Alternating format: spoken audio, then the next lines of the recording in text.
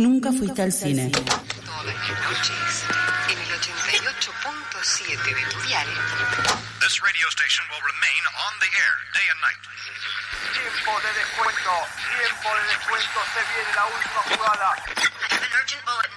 Will Sheriff David Sims please contact KAB Radio? Lo hay tambaleante de una cuerda a la otra. Lau se le aplica una violenta derecha al flanco.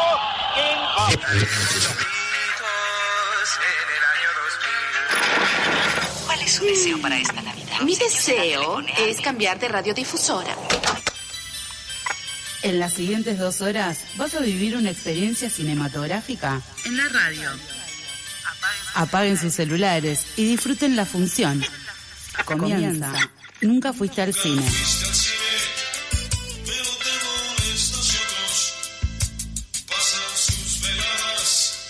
Bienvenidos, bienvenides a esta nueva edición de Nunca Fuiste al Cine, programa número 135. Aquí somos 4 personas y un perro haciendo el programa desde los estudios de Qué feo que me trates así después de tanto tiempo.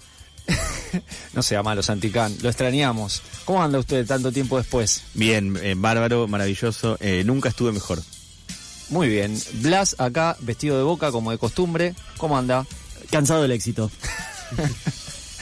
Y tengo una curiosidad, más que curiosidad, un dato de color para usted, Agustina Rancini. ¿Cómo anda? Bien, acá un poco afectada por los cambios climáticos, pero bien.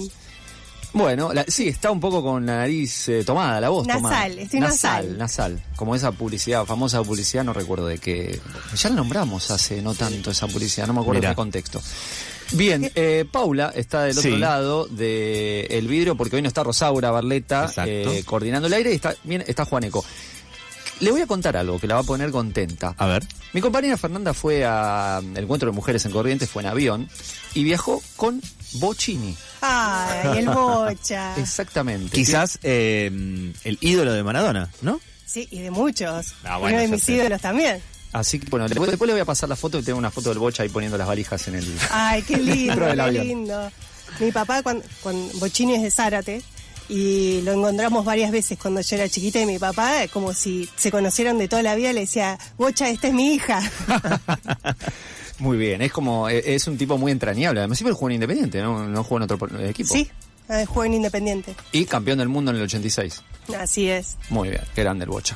Bueno, vamos a hablar de... Y esto fue Nunca Fuiste a la Cancha, con Rodrigo Ferreiro. Y Agustín Racine, hincha Independiente. Bien, tenemos muchas cosas para hablar hoy. Sí.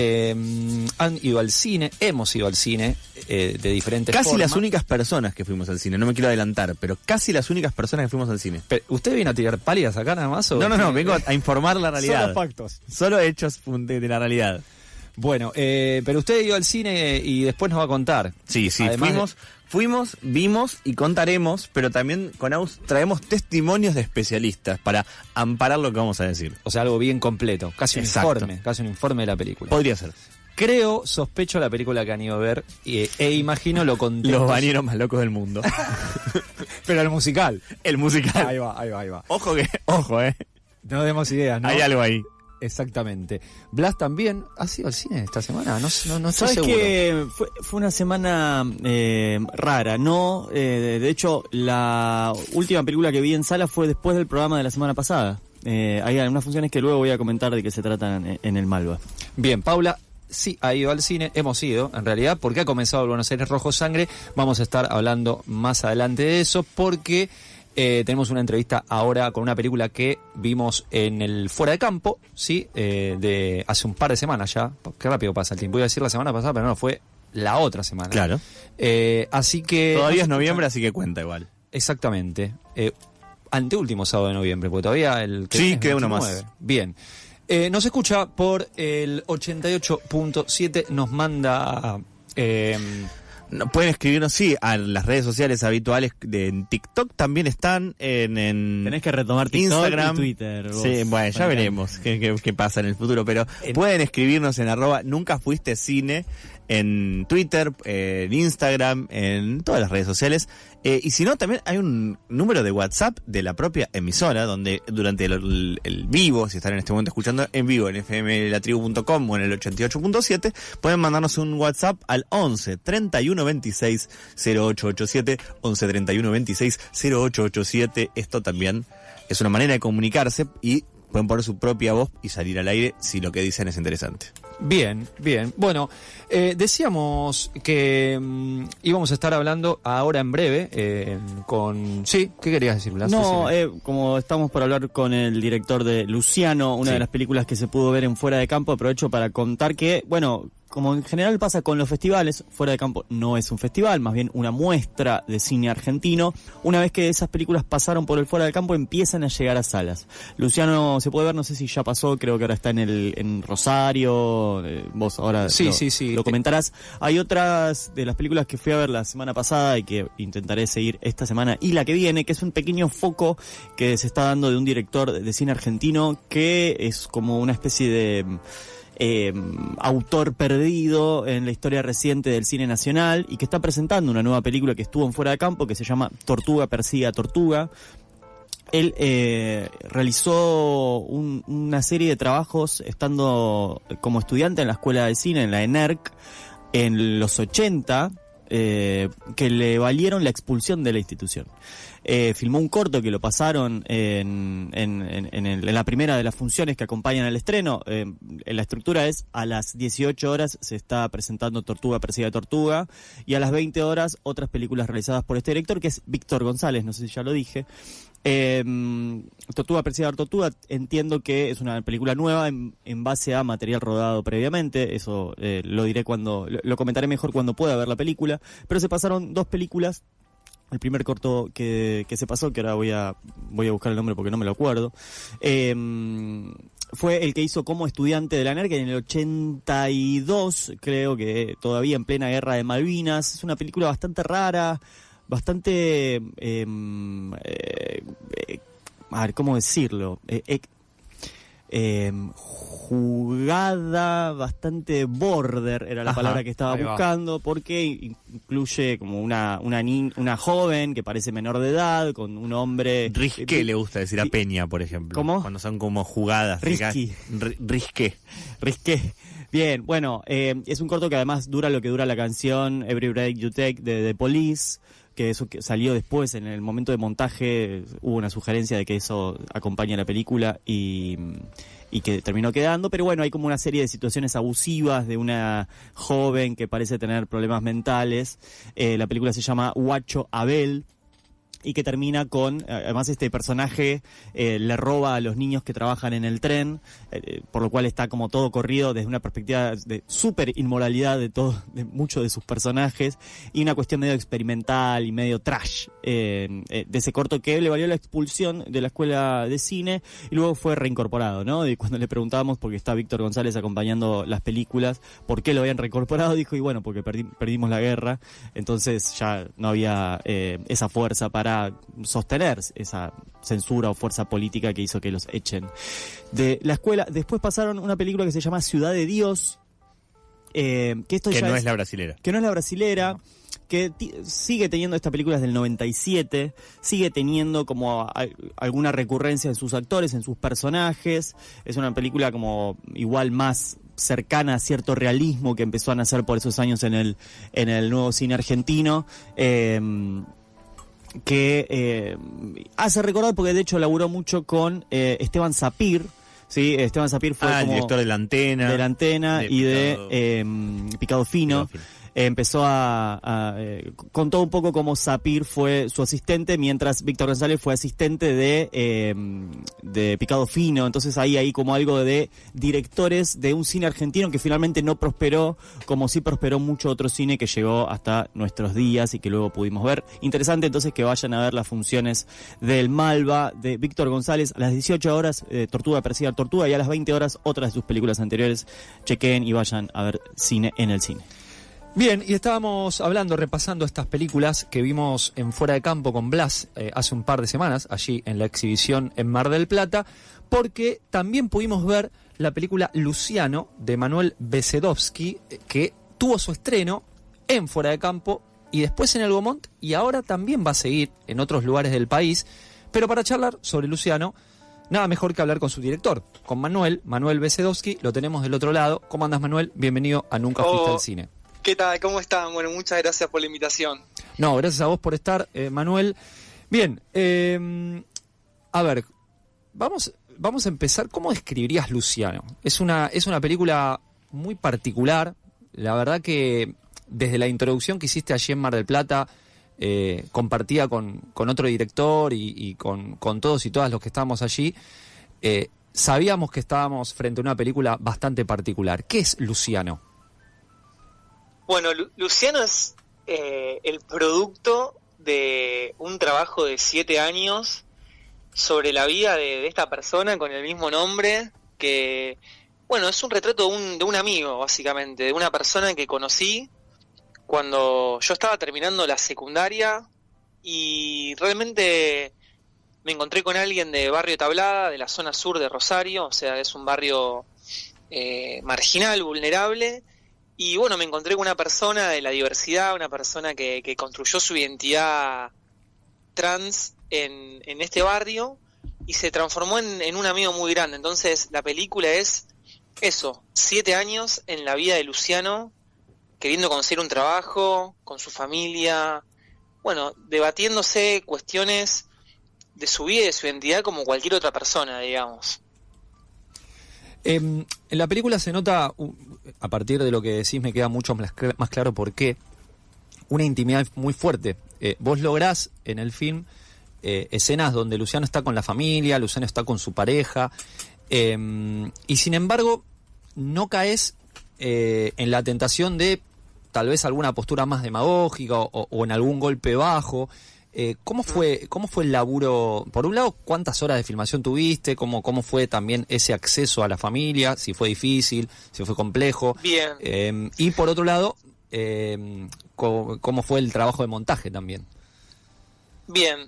Mira, yo creo que para poco resumir, creo que el abordaje de la peli fue un poco en sintonía en cómo yo conocí a Luciano. Porque, bueno, yo estaba haciendo unas pasantías en la secundaria, en una ONG, y ahí se me acerca Luciano, que quería hacer un video. Yo era el encargado del área audiovisual, y él quería hacer un video sobre qué pasa si un hombre va a la ginecóloga. Este era lo que él quería hacer. Y entonces, nada, yo estaba como sorprendido por el tema, ¿no? Porque este pibe de Barrio Tablada quería hacer este video.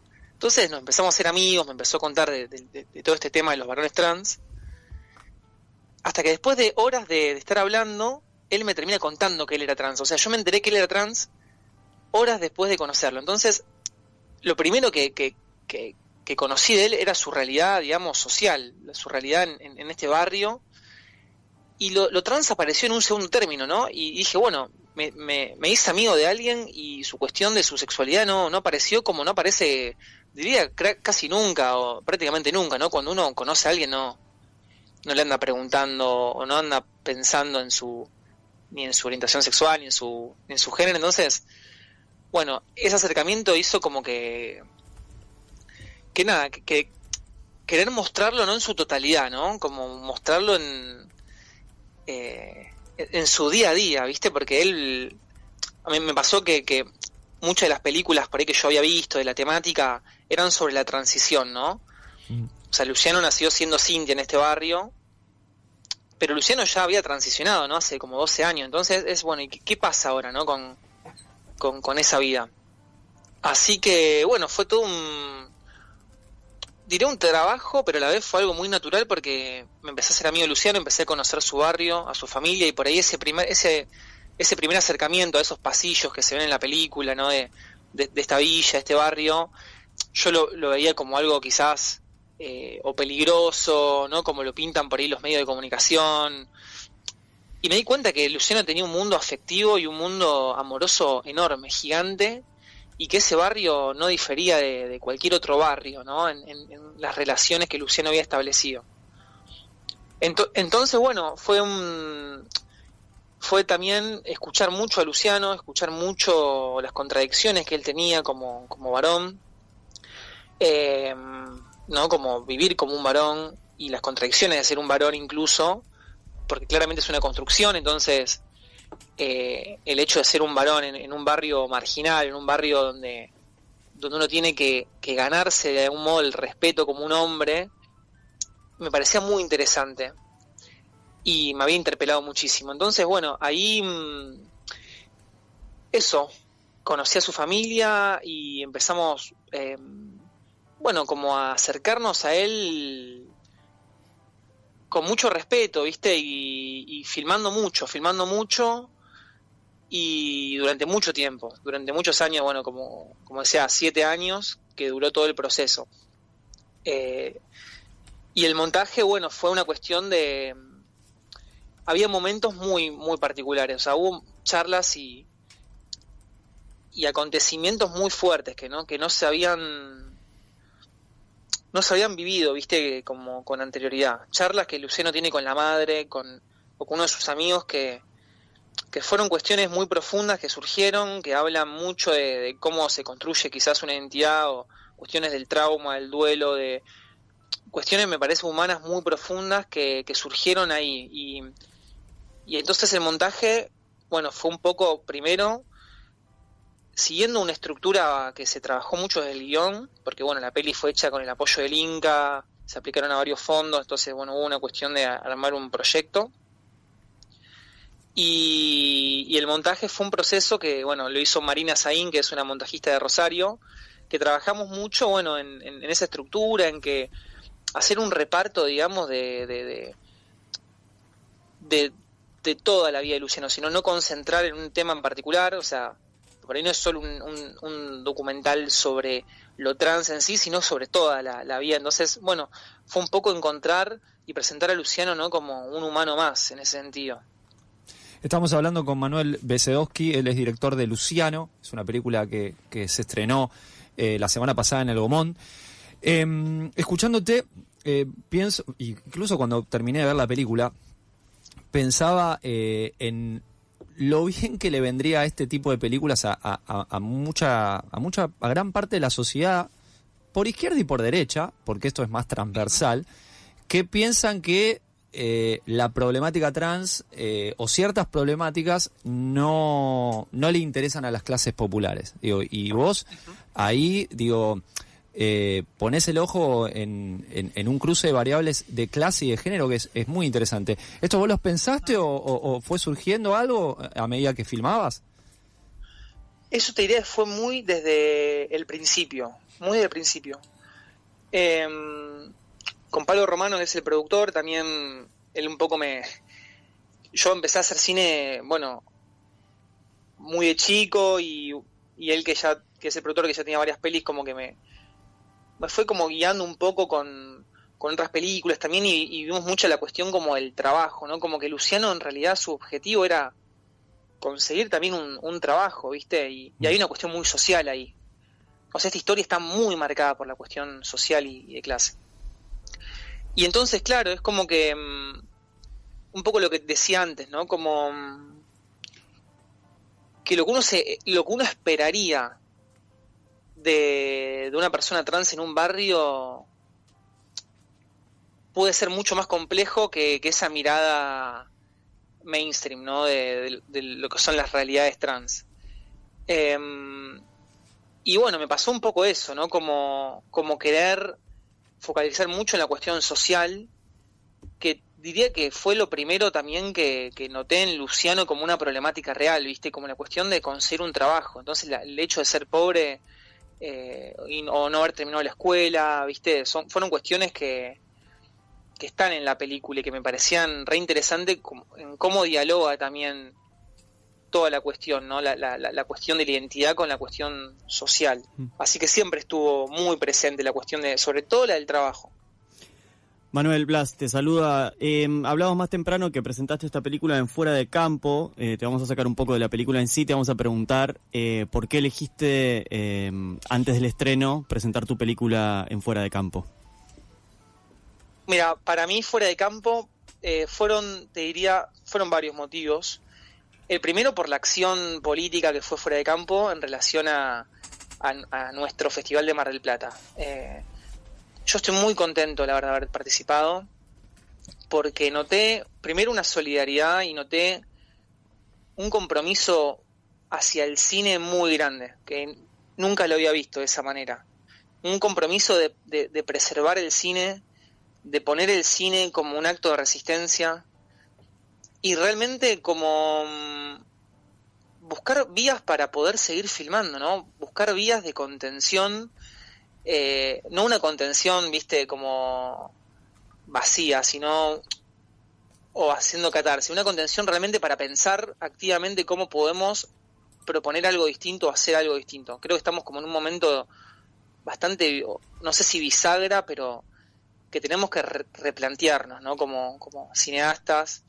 Y nada, noté eso, una programación muy variada, que de repente, no sé, esta es mi primera película, tuvo una función en un horario central y había otros directores que o por ahí hasta fueron profesores míos en la facultad que tienen trayectoria y todas las pelis valieron lo mismo.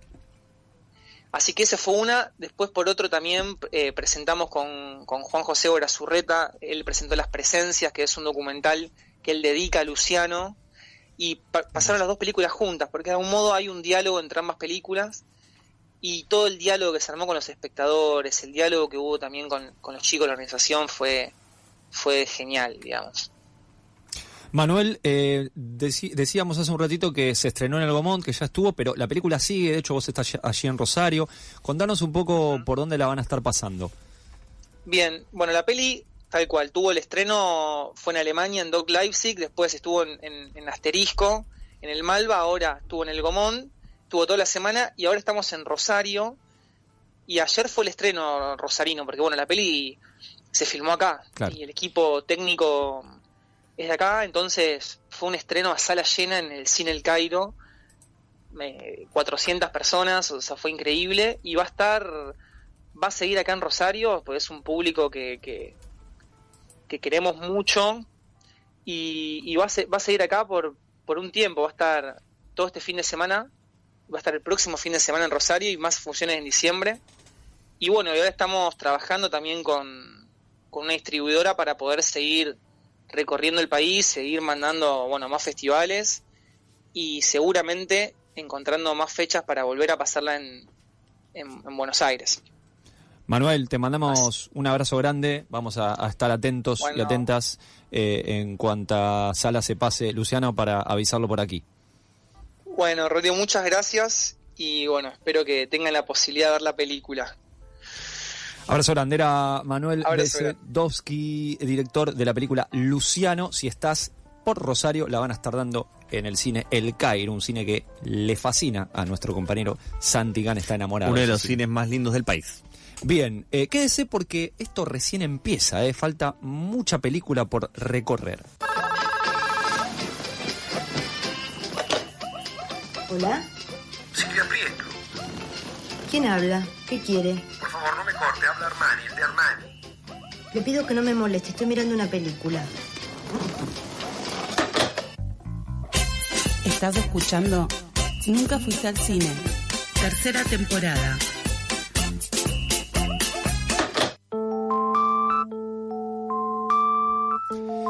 Por buena suerte, tenemos muchos amigos y amigas que además también les gusta salir al aire. Ajá. Y antes de comenzar a hablar de una de las películas que Santi y que Agustina han ido a ver, lo tenemos a Ian, que nos ha mandado un audio muy exhaustivo a propósito de Wicked, segunda parte.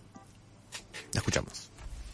Finalmente, después de un año entero de espera, se estrenó Wicked por siempre, y esto renovó estas conversaciones que veníamos teniendo con los chicos sobre lo difícil que es adaptar una pieza de teatro musical al lenguaje cinematográfico, ¿no? Dos lenguajes que son completamente diferentes y que parecen iguales o parecen que están aproximados, pero en realidad lo que hay que tener en cuenta acá es que en cuanto a la escena teatral hay un elemento que influye, que modifica a los intérpretes, que es el público. Es un diálogo que hay entre la audiencia y quienes están arriba del escenario.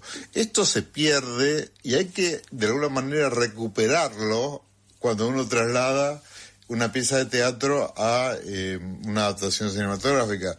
Shonen Chu con Wicked la parte 1, ¿no? Nos demostró que era posible encontrarle ese corazón, esa cosa que le falta, esa cosa que se pierde en la adaptación, digamos. Él demostró que podía y nos encantó y lo disfrutamos un montón en la primera película. ¿Qué pasa? Wicked se decidió que fueran 2 películas, recreando el acto 1 y el acto 2 de la obra, ¿no? En su momento pensamos, y yo digo que es una buena decisión, porque bueno, es tan fuerte el final del primer acto que necesitábamos un respiro, y la historia necesita un respiro, y el salto temporal necesita un respiro. ¿Qué pasa? En el teatro ese respiro dura 15 minutos, 20 minutos, que es el entreacto. Es el momento en el que aparece el telón, se prenden las luces, uno va al baño, se compra un trago, vuelve, charla con el que tiene al lado, lee la playbill, mirando a ver quiénes son los intérpretes que nos tocaron esa noche, y la historia sigue. Y uno sigue y continúa con el compromiso de esta historia que hace 15 minutos veníamos cargándonos a los hombros, ¿no?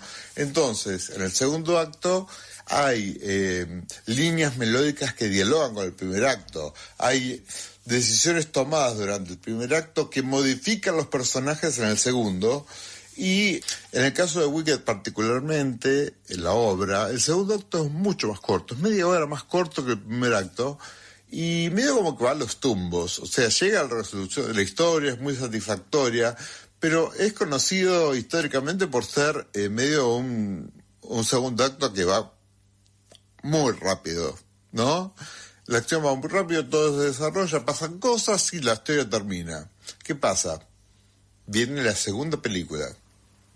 Una segunda película donde se va a desarrollar ese acto que es muchísimo más oscuro y complicado que el primero.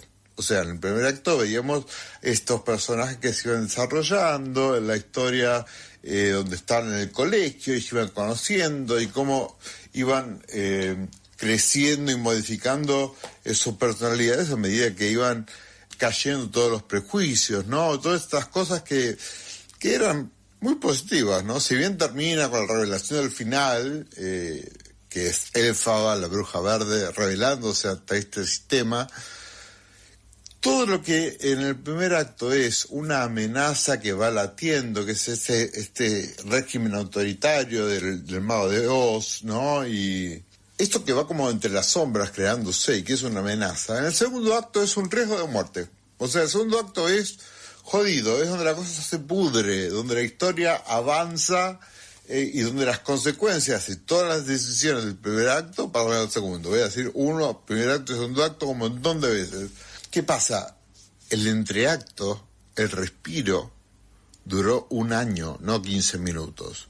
Y muchas de estas cosas que dialogan con la primera parte se van a perder si no tenemos presente la historia. O sea, si no, es como que nos obligan a ver la película anterior tipo 1 hora antes de entrar al cine. Y vamos a ver si esto funciona o no funciona. Yo creo que los chicos en la mesa van a desarrollar esto un poco más que yo.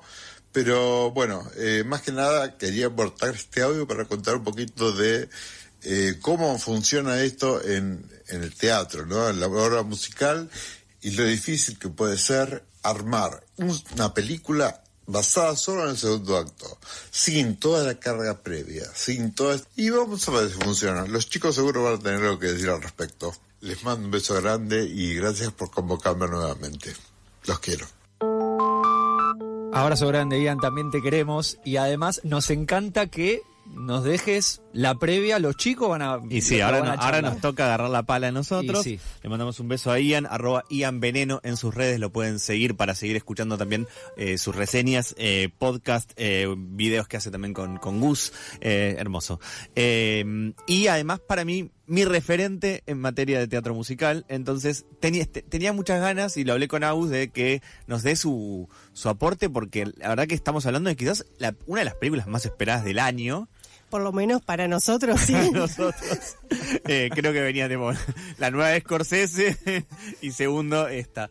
No, y también hay algo que es cierto, que es ya se sabía desde antemano de que eran 2 películas y de que el musical tiene 2 partes, pero que ya se conoce la historia, entonces era como un poco que ya era muy spoileable, porque si no viste la obra de teatro, pero igual googleando te enterabas.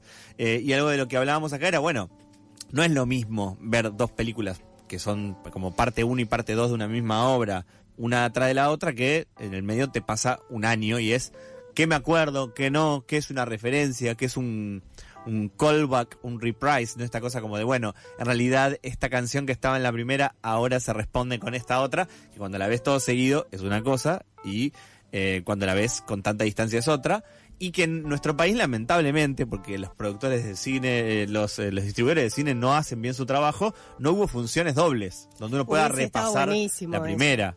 Yo creo que todavía están a tiempo, les pedimos, hacemos un llamamiento de que pongan una atrás de la otra y uno puede repasar la primera o ver la primera. Creo que vos, por ejemplo, Rodi, todavía no la viste, podés ver la primera y pegado salir a ver la otra. Es que justamente les iba a preguntar eso, a partir de lo que están diciendo, la respuesta está planteada. Veo la primera y me pongo el abrigo, o si hace calor, nada, y me voy para el cine. Porque exacto. No me conviene verla ni un día antes. Creo que eso funciona mejor. Y también hay algo que, no sé si para vos también pasó, que es en la obra de teatro sobre todo, que está muy enfocada en el personaje de Elphaba, ¿no? Que es como la bruja mala del oeste. Es la verde. La verde. Ahí va. Y en cambio en las películas lo que termina pasando mucho es que en la segunda sobre todo, Ariana Grande, que hace de Glinda, la buena, un poco se come la película. O sea, es demasiado lo que pasa y es demasiado ella también como actriz, como interpretación, que es como un poco se come también a la que es un poquito la protagonista de la historia. Es que realmente me parece que en la primera película a ella le veíamos una parte más superficial porque sí se centraba en Elphaba. Pero en esta como que muestra ese otro lado de Glinda, va tomando más complejidad el personaje y me parece que ella lo puede transmitir todo ese cambio. Sí, además estamos ante quizás, lo hablábamos con Agus en la previa, que era un poco estamos ante quizás una actriz que viene de la música pop, que realmente puede dar el salto y triunfar, porque muchas veces pasa que hay actrices que vienen del mundo de la música, o músicas que van al mundo de la actuación y terminan siendo, bueno, no una mega estrella como en este caso está pasando. Actúan bien, están bien en los papeles que hacen, pero no destacan.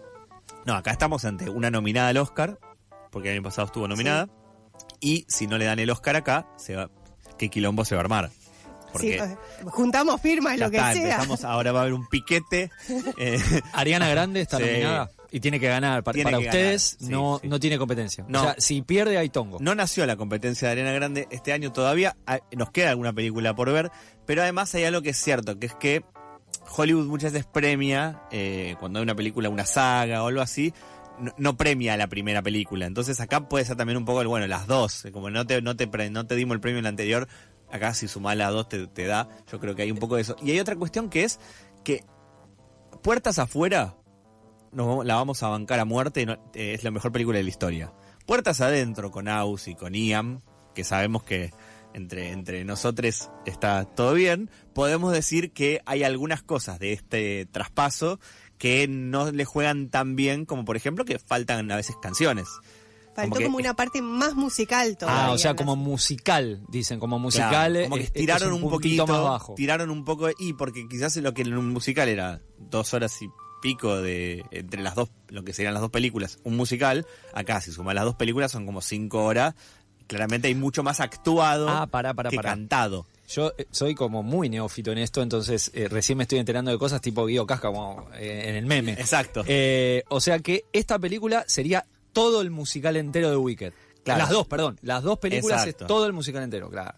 Entonces en realidad sí, probablemente, y hay algo que sí tiene un montón de mérito el audiovisual, que vos en el teatro no puedes poner, que como, no sé, monos que vuelan, animales que hablan. Sí, obviamente hay un tipo disfrazado de animal que habla. Sí, claro. En el teatro es el código, uno lo entiende. Sí, hay un arnés que lo levanta. Claro. Y acá es, bueno, obviamente, el despliegue audiovisual es gigantesco, pero íbamos por las canciones, no íbamos para ver como el monito hablaba. Además me pasó que quizás, este es mi caso, no digo que sea el de todos, pero conocía mucho más las canciones que estaban en la primera película que de esta segunda parte. Sí. Entonces como que tenía también más, no sé, más peso en ese sentido. Y hay algo que nos pasa también a quienes llegamos al musical después de haber visto la primera película, que es que no podés sacarte de encima que la primera es mucho más alegre, tiene canciones mucho más divertidas, y que la segunda parte es oscura, es un dramón. O sea, es básicamente el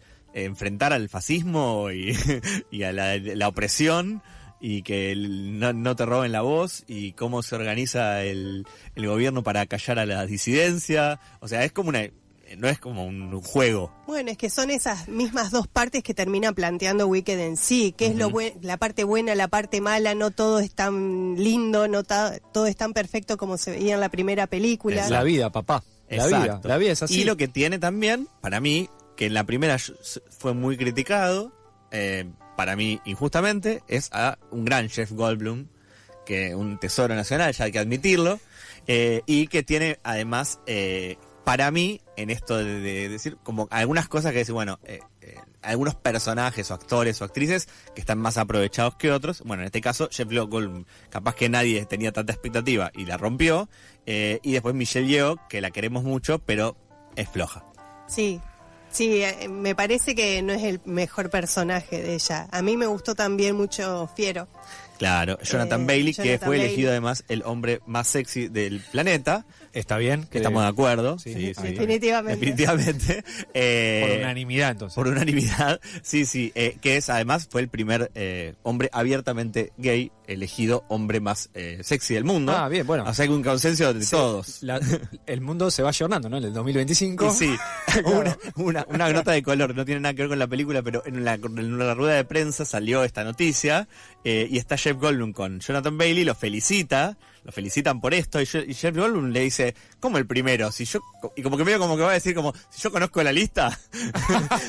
Y entonces él dice, no, bueno, el primero como que el se primero sabe. Lo reconoce. Exacto, claro. Así que bueno, me encanta Jonathan Bailey, ojalá que tengamos mucho más. Creo que hagáis poquito de Jonathan Bailey, el personaje en la obra de teatro también es poquito, lo que importan son ellas dos, que tienen una química increíble, son icónicas, y probablemente también lo que tiene es que por las necesidades de Hollywood y no de la película en sí, hay algunas cosas que quizás, esto de hacer dos películas en vez de una, incluso hasta el final, que hay como ciertas cuestiones que uno podría decir continuará, no creo, pero puede ser que continúe.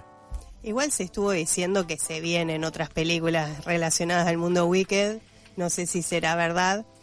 Algo que también me parece que quería destacar es el hecho de que hay todas las pistas que se fueron dejando sobre el Mago de Oz en la primera parte, acá como que se van a desarrollar bastante y vamos a ver todas las conexiones que hay con la película del 39. Así que eso a mí me encantó, porque no se mete en sí en toda la historia, sino que son las partes en las que se van uniendo. Claro. Bueno, me parece que ahí tienen planteado, sin spoilear nada, contándoles, es para nosotros un peliculón, obviamente. Y la vamos a ver de nuevo. Y estamos esperando a ver cuándo podemos verla de nuevo, para ahora que ya nos sacamos ya nos sacamos la ansiedad de verla, poder verla y disfrutar de nuevo las canciones y cantar como Dios manda. Muy bien, Wicked, segunda parte entonces, ha sido repasada, y este bloque está atravesado por la música. Yo no voy a bailar porque soy de madera, soy como el hombre de hojalata, más o menos, pero tenemos otra película que se relaciona no es un musical, entiendo, pues yo no la vi, pero se relaciona con el mundo de la música. Sí, por supuesto. Estamos hablando de La Dicha en Movimiento, la película de Maxi Gutiérrez, que se estrenó el pasado jueves 20, me parece, de noviembre.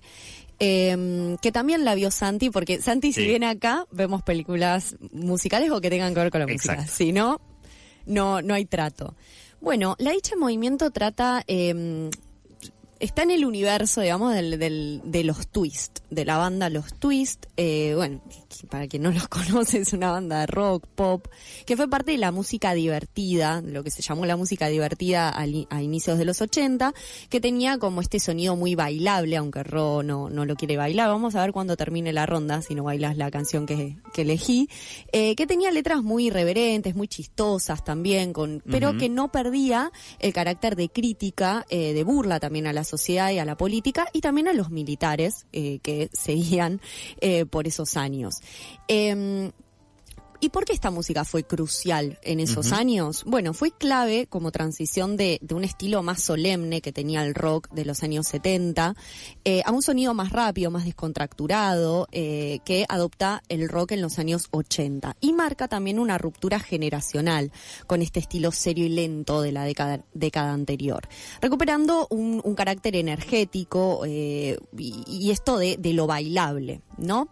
Bueno, entre los principales referentes de bandas referentes de este estilo estuvieron Los Abuelos de la Nada, Virus, Viudas e Hijas de Rock and Roll y Los Twist, ¿no? Que es la banda que convoca esta película, que es La Dicha en Movimiento. A ver, son sonidos que ya se venían un poco escuchando acá, los de los Twist, estas bandas de rock bailable, pero son sonidos también que venían de afuera y que dan una nueva vitalidad a la escena argentina, con sonidos que estallan fronteras más allá, y que también va a adoptar en su momento, por ejemplo, Soda Stereo, ¿no? Que finalmente termina siendo una de las bandas latinoamericanas más conocidas por fuera de la Argentina. Los Twist está compuesta en su mayoría por hombres. Fue compuesto por Pipo Cipolati, por Melingo, quien era saxofonista de la banda, pero también saxofonista de Los Abuelos de la Nada, y cumplía con la cuota femenina de Fabiana Cantilo. Integran en su música mucho saxofón, bueno, justamente porque uno de los fundadores es quien toca el saxo, y es el primer disco de ellos, La Dicha en Movimiento, es producido por nada más ni nada menos que Charly García. Exacto. Una figura que va a estar muy presente también en este programa, ya van a entender. Si no lo entienden, ya lo van a entender. Claro, quédense, ¿no? Quédense hasta el final. Bueno, este disco, la particularidad que tiene, y que en la película es una de las cosas fundamentales, es que fue grabado en 29 horas y media. Durante 3 días, obviamente, pero el trabajo neto fue de 29 horas y media de grabación, en el que Charly después en un momento le dijo, bueno, listo, esto está grabado, ustedes váyanse. Váyanse, que yo lo mezclo, le hago unos tecladitos ahí, le recortó un par de cosas medio polémicas. Que acá el que sabe soy yo. Claro, tipo, bueno, ustedes suenan bien, Charly los había visto en vivo a los pibes y dijo, la verdad que suenan bien, les voy a producir un disco, tengo en Estudios Panda un par de horas que me sobran de estudio, vengan a grabar. Y después Charly les termina diciendo, bueno, vayan, y yo termino de arreglar unas cositas, y sale uno de los discos más vendidos en su momento del rock argentino. Total, sí. Esa voz que escuchan es de Santi Can, que también vio la película. Sí, sí. Primero quiero decir, porque es muy importante, es una película que está en cartelera desde el jueves, que está, si están escuchando en vivo y tienen ganas de ver a sus protagonistas, hoy a la noche van a estar en la función en el Abasto, cerquita acá de la radio, y que lo aclaro también porque digo, muchas veces estas películas están poco tiempo en cartelera, entonces si les gusta esto es para aprovechar este fin de semana, que además está en muchos cines de cadena. Después probablemente vaya al Gaumont y haga el circuito tradicional, pero para aprovecharla. Si les gusta este tipo de películas, por ejemplo, la comparación con Pauli era Casi Famosos, por ejemplo, en el caso de una versión yankee, ese es el espíritu, en el que hay una banda, en el que hay una historia de amor, sobre todo, mezclada con esa banda, y para mí, una cosa que está muy lograda en la película es que en realidad no son caricaturas de los artistas, incluso en los personajes más icónicos, como puede ser Charly, está lo suficientemente contado de costado como para que no te rompa el verosímil de la película. El eje no es Charly, pero Charly es una figura importantísima para que la película exista. El eje es la banda existe.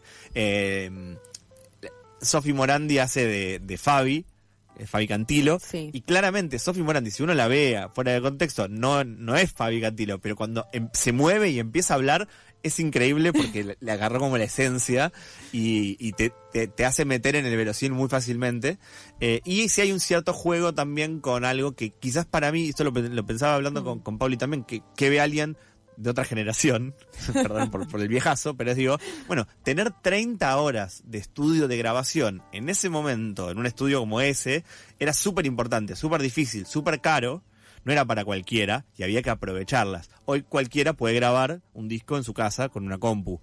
Bueno, en los 80 no. Que encima tu productor sea Charly, todo ese momento, y la idea de que alguien tenga una cámara para filmar, que es un poco la trama que mueve a la película, ¿no? Que este pibe que se mete a filmar a esta banda, no era tampoco habitual. Bueno, ahora filmamos con un celular. Bueno, todas esas cosas que son muy de tecnología de la época, ¿no? De esto va a pasar en la tele. Hoy capaz que yo me imagino, pienso a ver si la ve alguien, una persona joven, dice, ¿cuál es la gracia? Y ahí es, no, te va a pasar en la tele, listo, ya está. Tu carrera explotó. Vas a ser muy, muy conocido, todo el mundo va a saber de vos. Y por eso me parece que le juega a favor a la película ciertas restricciones que hoy serían medio inverosímiles y que en ese momento es, bueno, grabar un disco, grabar en un estudio, grabar con Charlie y salir a la tele, es como todo lo máximo que podía aspirar una banda en ese momento. Bien.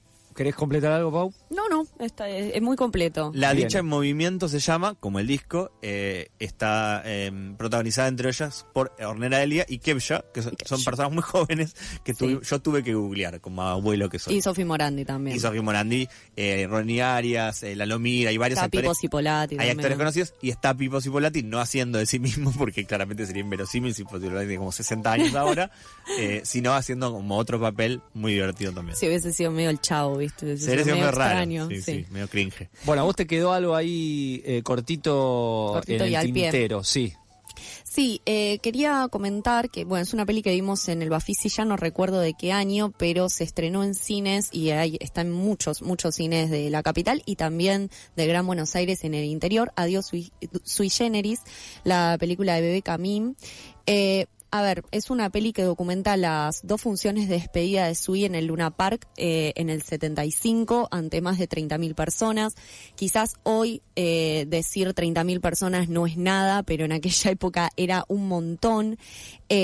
Los invito también a leer la crítica que hace Diego Lehrer en la revista Micropsia, la verdad que es buenísima, y habla un poco de también cómo este documental documenta, dicho sea de paso, una época, no solamente la despedida de la banda, sino que captura el espíritu de una época, porque la cámara no se queda únicamente en los protagonistas, Charlie y los integrantes de la banda, sino también que baja y muestra a el público, muestra a los pibes entusiasmados entrando a las corridas, al Luna, y una de las cámaras que filma todo esto es nada más ni nada menos que la cámara de Raimundo Gleiser, quien desaparecería al año siguiente, en el 76.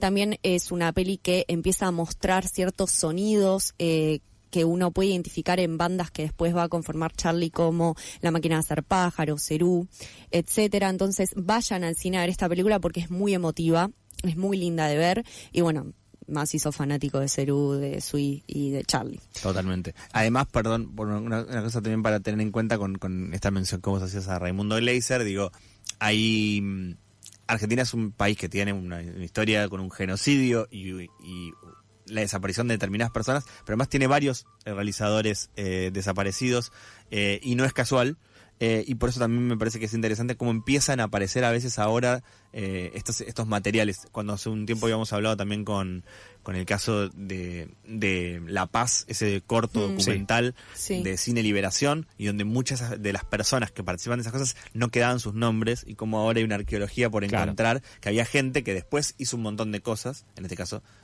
ya era muy conocido Raimundo en ese momento, pero digo, estaban en la tele, estaban en un montón de lugares haciendo cosas, y eso también nos truncó la dictadura genocida que se cumple en 50 años en el que viene. Bien, hemos repasado entonces Wicked segunda parte, La Dicha en Movimiento y Adiós Sui Generis. Tiene un montón de cosas para anotar y faltan un montón de cosas de acá hasta las 4 de la tarde. Ahora a bailar.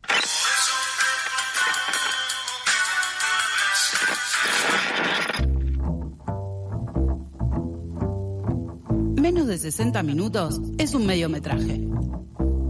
Arranca la segunda hora de Nunca Fuiste al Cine. Tercera temporada.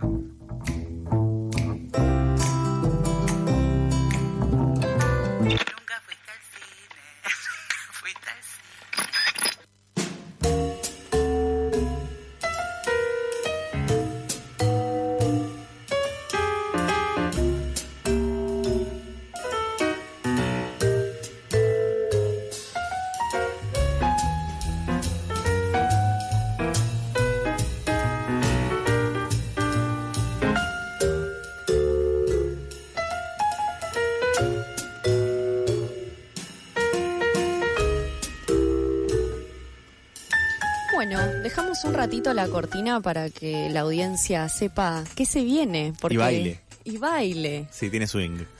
Esa voz que escuchan es Santiago Can personificado por Premisas Falsas. En este momento me posee el espíritu de las industrias culturales de nuestro país y del mundo. Y en realidad cambié de lo que iba a hablar porque venía preparando algo hasta ayer y de repente dije, no, encontré algo, una noticia, algo de actualidad y dije, voy a cambiar de lo que voy a hablar, así que te voy a sorprender en vivo. Muy bien, Pauli. Bueno, siempre igual. Y siempre estamos en el contexto del Buenos Aires Rojo Sangre. Sí, acá tengo ¿no? Tenemos dispositivos de publicidad donde está el programa.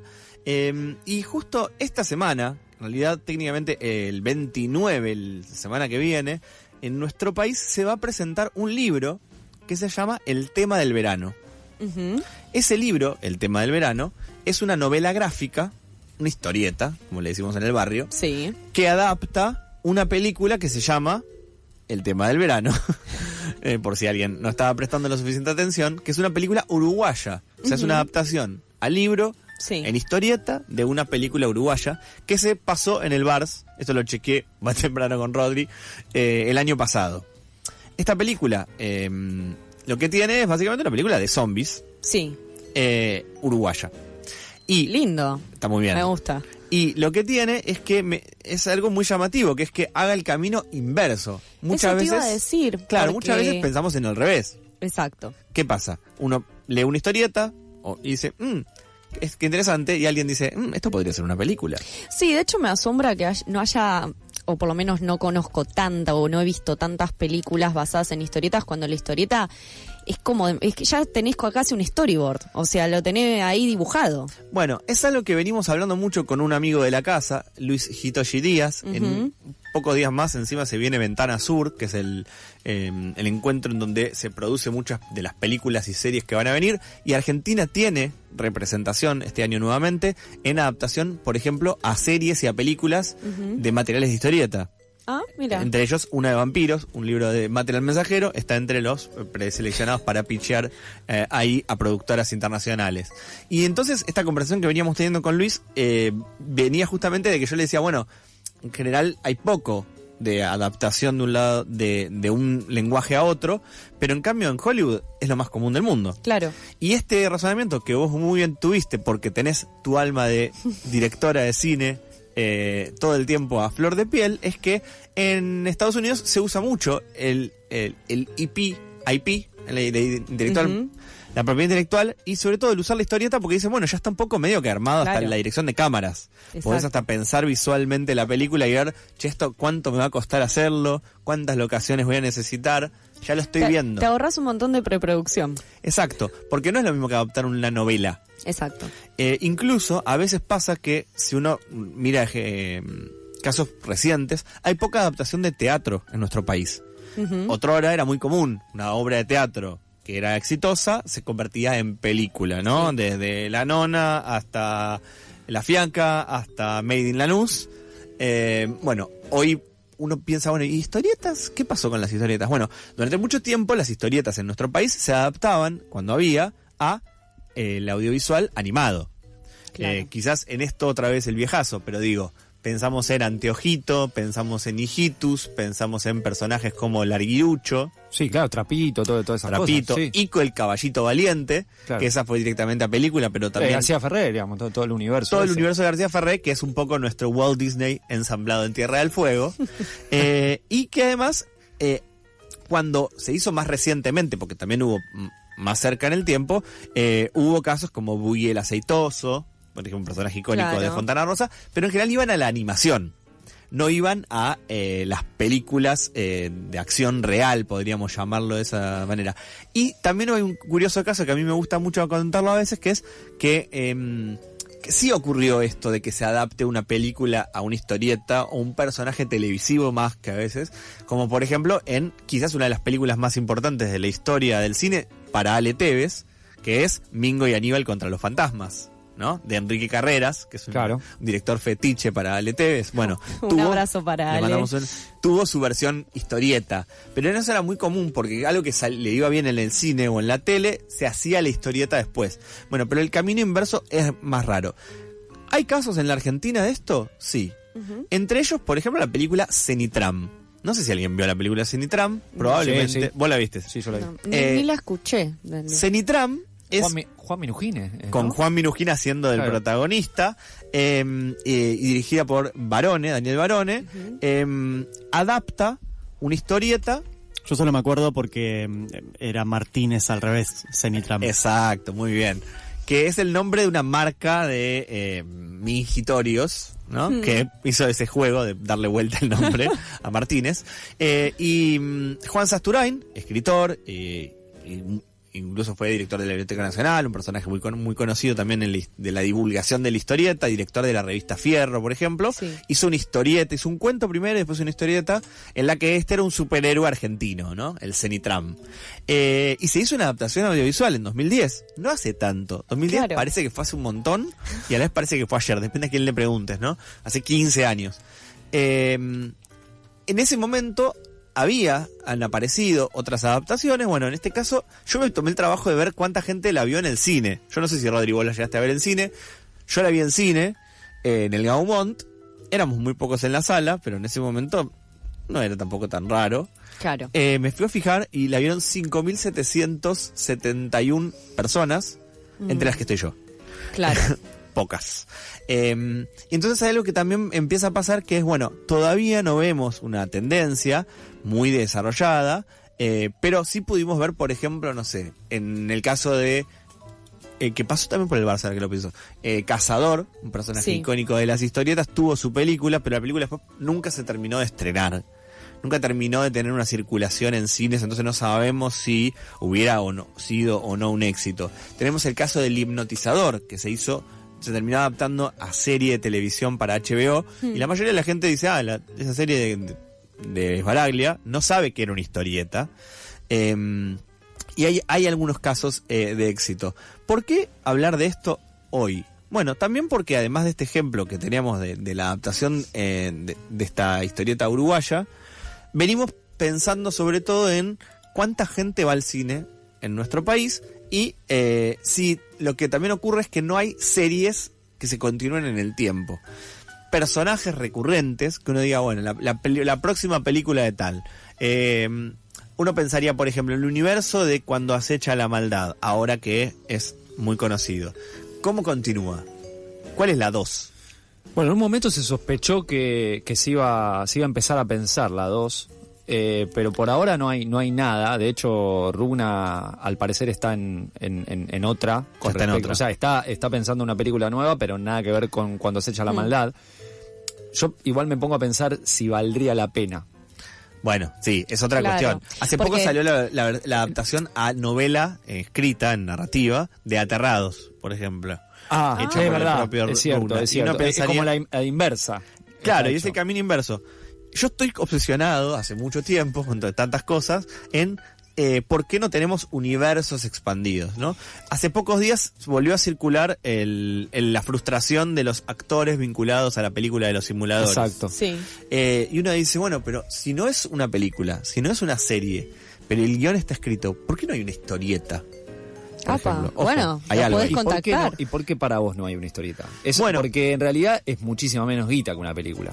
Bueno, yo creo que para mí tenemos esa tradición de pensar en que no hay continuidad entre los proyectos. Y que si algo funciona en la tele o en el cine, no es la misma gente que va luego a comprar un producto, no sé, un libro o... Bueno, pero podés conseguir, o sea, puedes llamar a otra gente. Exacto. Puedes llamar a otros consumidores. Hay un caso extraño para mí, porque hubo dos cosas que se jugaron ahí que fueron llamativas, que es Kryptonita. Kryptonita, por ejemplo, es una versión, si se quiere, el libro original de Leo Yola, de tomar personajes que eran muy conocidos. Son la Liga de la Justicia. Sí, además Kryptonita, bueno, el propio Yola cuando escribe en ciertos prólogos lo dice. es cuando uno es una historia muy cinematográfica. Exacto. O sea, está casi pensada para una adaptación posterior o en serie o en cine. O en cine. Entonces uno piensa, bueno, eran personajes que refieren, uno es Superman, el otro es Batman. Ya medio como que ya uno tenía el arquetipo medio establecido, el personaje, pero es la versión argentina. Es la novela primero, es la película después, es la serie, porque tuvo serie. Tuvo serie, es verdad. Con los mismos actores. Con los mismos incluso, actores incluso. Y después tuvo un libro de historietas. Es verdad. Al final de todo. No lo vi libro. ese, ¿vos lo viste? Yo lo vi. ¿Qué onda? Y llegó tarde para mí, ese es el tema. Que hay un problema, que es que en general Hollywood tiende a tener el reflejo de piensa todo de una manera mucho más con tiempo. No, y aparte supongo que lo deben pensar de manera integral. O sea, saco la película y yo ya estoy pensando en la historieta que va a salir como merch básicamente de la película. Y una de las cosas que pasó es que entre la película original, la serie y la historieta hubo tanto tiempo de distancia que era difícil de también acaparar la atención. Si alguien se fue muy caliente del cine diciendo, uy, qué bueno esto, voy a seguir viendo la serie. La serie llegó 3 años después o 5 años después. La historieta 3 años después, 4 años después, es difícil de construir un fandom. No, y aparte estás pidiendo demasiada fidelidad al Totalmente. público. Me hiciste acordar, me encanta, este tema podría estar hablando mucho tiempo más. Me gusta. Me acordé de Santa Sombra. Bien. Porque Santa Sombra en realidad nace primero casi como un fanzine, algo muy finito, muy que no recuerdo el nombre. La sombra del antiplano. Exacto. Después sale Santa Sombra, y Santa Sombra tiene también su corto animado. Que fue presentado y bueno, después... Y ahora están desarrollando una película. Exacto. Y cuando uno miraba La Sombra del Altiplano, uno decía, acá hay, si me lo pongo a pensar en términos comerciales, hay un mundo para... Y comerciales y también de sentido, digo. Totalmente. Hay un mundo para explorar zarpado. Y además porque uno piensa en lo que es difícil en general y va un poco a ir encontrando un arco a toda esta conversación que tiene que ver con muchas veces las películas en nuestro país se tarda mucho en producirlas, pero una vez que salen es difícil la continuidad. Esto yo lo hablo mucho con Luis, es un tema que además ahora viene a nuestras conversaciones en función de proyectos muy concretos, que es como, bueno, si nosotros trabajamos un proyecto en una editorial de historietas, por ejemplo, durante 2 años para que salga un libro, y es difícil después pensar el 2 o el 3, mucho más difícil es pensar en una película. Pero, por ejemplo, el cine argentino tiende, o tendía, quizás estamos entre un momento de cambios en eso, primero estaba la plata para producir, se producía la película, y muchas veces cuando la película salía, ya no pasaba más nada. Y muchas veces la pregunta que para mí es muy incómoda de tener ahora, porque en realidad la tenemos por una situación trágica de cómo funciona el Inca hoy, es que es muy difícil de pensar que realmente una película le vaya bien y con lo bien, entre comillas, que le va en el cine, poder pagar la que viene. Ya de entrada se pensaba en que el estreno no era para recuperar la plata. Claro, entonces no se podía proyectar. Exacto, entonces los yanquis tienen esta cuestión de como en realidad el negocio tiene que seguir, no solamente alcanza con que se haga la película, tiene que recuperar plata y tiene que hacer más plata. Pensábamos, por ejemplo, cuando hablábamos más temprano de Wicked, en esta idea de, bueno, la obra de teatro, una vez que pasa un tiempo, después es una película, después es tal cosa, después es merchandising. Hace un par de semanas vengo tratando de conseguir reuniones con jugueteros.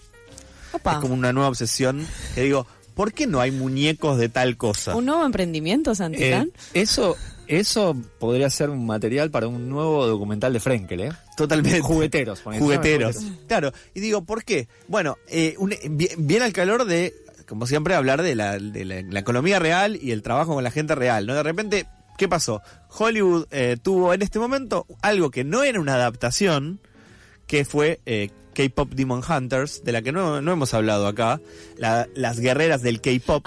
Están siendo un fenómeno. Fenómeno total. Todo el mundo está bailando esas canciones. Tengo amigas obsesionadas con eso. Mis sobrinas están bailando todo. Totalmente. Sí. Y te debe pasar, con tus sobrinas capaz más, con tus amigos puede pasar, yo las respeto muchísimo si hacen esto, que digan, quiero tener el muñeco, la muñeca. Por supuesto que quieren, ¿no? sí. Claro. Y no hay. Ahora empezaron a aparecer. ¿Por qué? Porque en su momento el estudio, Sony, produjo la película, como producen millones de cosas, y como vieron que la cosa no sabían si iba a funcionar o no, en un momento la vendieron en un paquete a Netflix. Claro, porque salió Netflix y ahí se hizo furor. Exacto. Entonces, ¿qué pasó? Cuando algo funciona, como eso funcionó, no es que decís, bueno, para mañana saco una línea de muñecos. Claro. Tardás 6 meses, tardás un año. Entonces, el tema era, va a durar un año esto, me voy a meter en el lío encima de que capaz que dura una semana y se pincha. Y yo mandé a hacer 7 containers de muñeca de K-Pop Demon Hunters. Bueno, ahora de repente pasó que se dieron cuenta de que funciona, que se sostiene en el tiempo. Dicen, vamos a hacer más películas, vamos a hacer más cosas. La próxima película va a salir en 2028. Y vos me decís, pará, yo tengo un sobrino de 8 años, en 2028 va a votar, ya no va a querer la muñeca de K-Pop Demon Hunters. Entonces, requiere una previsión que en nuestra industria es difícil de pensar y de tener, y que además los personajes conocidos, cuando los hay, después tienen otra maraña legal, que es la de adaptarla. Asumo que hay algo ahí que no pasa con los grandes estudios de Hollywood, o con los estudios medianos de Hollywood, o con la economía norteamericana y su consumo, y cómo eso llega cuyos tentáculos llegan a todo el mundo, que tiene que ver con la posibilidad de correr riesgos, ¿no? Porque si vos lanzás todo con los muñequitos, es un fracaso, el muñequito te lo metes en el culo, más o menos tenés una espalda para absorberlo, porque el próximo te va a ir bien, o más o menos. Acá, y lo pienso no solamente en fabricar juguetes, también hay que ver qué películas, ¿no? Estas películas que quizás faltan para crear ese merch, como un universo de sentido, ¿no? También, sino que me parece que pasa también con el cine en sí mismo, ¿no? Como el cine es un cine que toma muy poco riesgo, porque hay que cumplir, en principio, con determinadas variables financieras, que es como que sea una película que vos, si tenés incluso la suerte de que el Inca te dio algo de plata, con eso tenés que ir a buscar otros fondos, y para eso tenés que adaptar tu estética a un montón de cosas, porque desgraciadamente hay muy poca gente queriendo poner guita para un cine que cambie o que cambie el sentido y la dirección en la que se están haciendo películas, sean chiquitas, medianas o grandes. Y además tenemos dos factores que tienen que ver con esto, que es, por un lado, es muy difícil de pensar en un contexto de producción actual, como están, esto muy bien que marcaba Blas, una serie,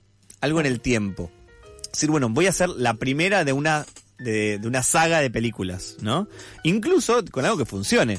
Estamos en el contexto del Vars, lo cual para mí es como, yo miro el Vars desde otra mirada, quizás que no es la misma que tienen ustedes. Ustedes a veces la miran desde les gustan ver ese tipo de películas. Yo estoy tratando de ver los hilos, ver cómo se produce, y algo que todo el tiempo me aparece, porque es una cuestión recurrente, es, bueno, el mundo de lo que fue en su momento Farsa, por ejemplo, ¿no? Cine salvaje, esta idea de, bueno, hacer personajes y hacer la 2, la 3, Marisa y Gomoso, ¿no? Y decir, bueno, ¿y dónde está el muñeco de Gomoso para comprar y tener en tu casa porque te gustó la película y la segunda película? Y también porque en general, los personajes que sí ya existieron no tienen una continuidad en el audiovisual. Podríamos decir, estos personajes icónicos de nuestra infancia, como puede ser Nippur de Lagash, Dago, los grandes personajes de la historieta, ¿no? De tus abuelos, ya diría Pauli, o de tus hermanos mayores. Desconozco, o sea, los que nombraste no los conozco. Pero tampoco, por ejemplo, cuando a veces ocurría con la continuidad de las series de televisión. Acá, por ejemplo, en uno puede creo que sería difícil de poder pensar cuántas series de televisión tienen varias temporadas.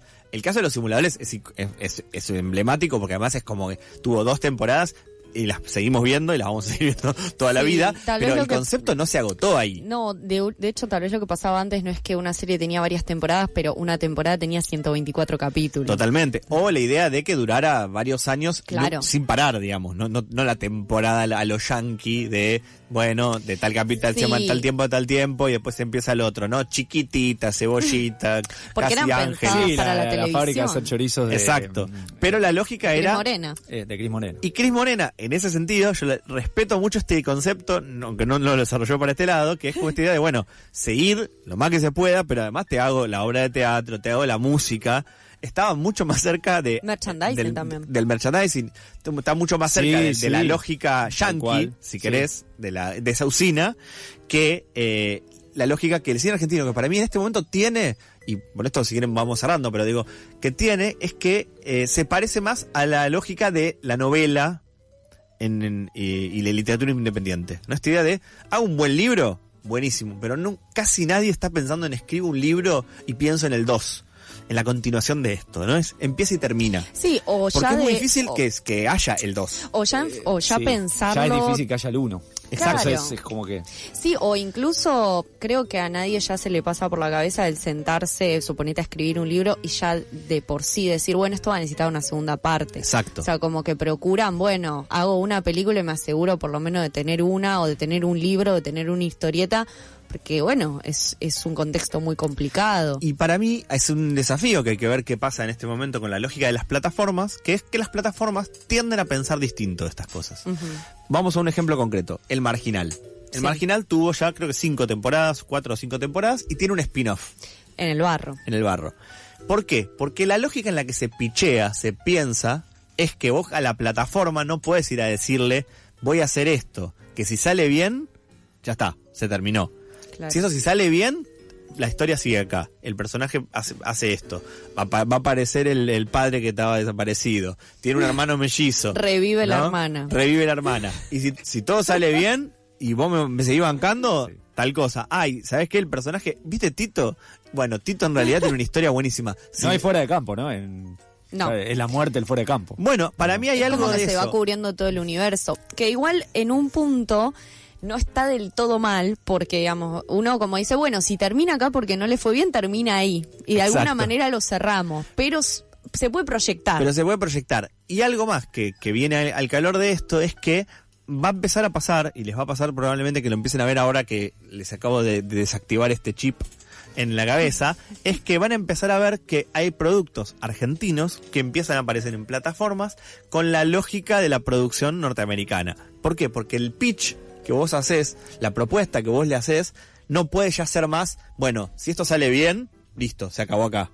Si esto sale bien, es casi que es la lógica del clown, ¿no? Bueno, y sí, y entonces, y por eso, nunca decís que no. Bueno, ¿sabés ¿no? qué? ¿Sabés qué me hiciste acordar? Hoy leí que va a tener una segunda temporada Task.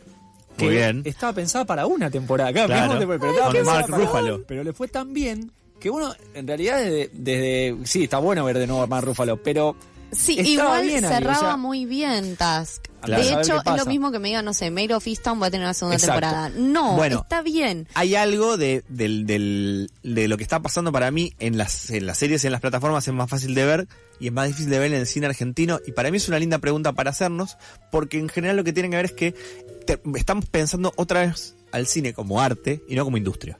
Y entonces la dificultad también de a veces de pensar, porque en nuestro caso pasa mucho, es, por ejemplo, ¿por qué se tardó tantos años en que exista una película o una serie del Eternauta? Una cuestión de derechos. ¿Quién era el que decidía qué se podía hacer y qué no? Y en este caso, además, a la viuda de Oestergel la habían estafado unos italianos, ya hablamos de esto un montón de veces, ¿no?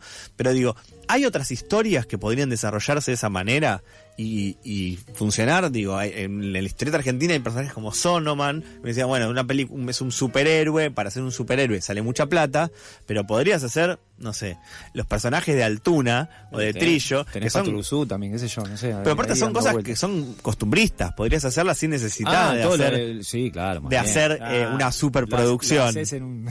Entonces, para mí hay algo para ver qué va a pasar ahora con estos cambios y por qué también hay cosas que vemos de nuestro país que aparecen con otro código. Lo último que dejo planteado es Come Tierra, que no es historieta, es una historia de una novela que incluso tuvo una secuela, lo cual es muy raro en la literatura argentina, y tiene una serie. ¿Dónde se filmó la serie y dónde se produjo la serie? En México. Y bueno... ¿Ya salió la serie? Ya salió la serie, está en Prime. Y bueno, ¿por qué? Para que pueda existir esa serie, tuvieron que latinoamericanizarla, ¿no? Uh-huh. Y bueno, para quienes leímos el libro y nos gusta y queremos que le vaya bien a su autora, pues nos cae 1000 puntos, y sí, para que pueda circular, tuvo que perder algunos elementos que eran locales y tuvo que ser un producto, quizás, para poder vendérselo a los yanquis. Claro, sí, pero... Mejor que sea en México y que no sea en Connecticut, ponele. Bueno, sí, al menos eso. Así que una pregunta, y a partir de ahora quedan abiertas las líneas para que nos manden si se acuerdan de alguna historieta argentina que les hubiera gustado o les gustaría ver en películas en @nuncafuistealcine. Pueden mandárnoslos en la semana también por Twitter o por otras redes. Lo vamos a recibir para antes de fin de año poder hacer un nuevo especial sobre esto. Hola, ¿te gustó? Lindo, ¿no? Está un poco saturado de medios, pero igual anda bien, ¿no? ¿Te gustó? Lindo. Bueno, esto es lo mínimo que te va a pasar. Te van a pasar una serie de cosas medias raras. Vos cuidate, portate bien, no hagas cosas raras, porque yo soy medio experto en torturar a la gente. ¿Sabías? Sí, soy de Scorpio. Bueno. Chao, lindo. Chao, como mínimo.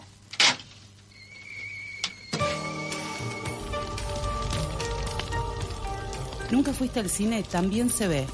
Búscanos en YouTube y ponele cara a los mejores momentos del programa.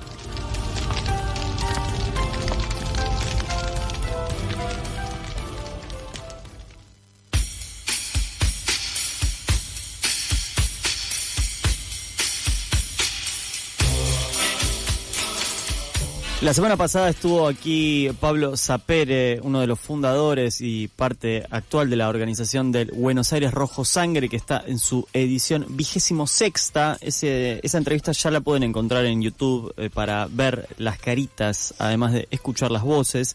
Y como mínimo, como decía Charlie, recién vamos a tener un pantallazo por algunas de las películas que han visto acá les hermanos Ferreiro. Todo suyo. Cuéntenme, a ver, ¿qué estuvo pasando en estos primeros días del Vars? Bueno, lo primero que estuvo pasando es que está yendo mucha gente al Buenos Aires Rojo Sangre. Nos han enviado los compañeros y las compañeras que están ahí organizando algunos datos. Recordemos que en esta ocasión les dieron las 3 salas del Multiplex Belgrano de la esquina, que son más grandes. De hecho, la sala 1 es gigante y hay muchas funciones con localidades agotadas. Estamos hablando de 300 butacas. Sí.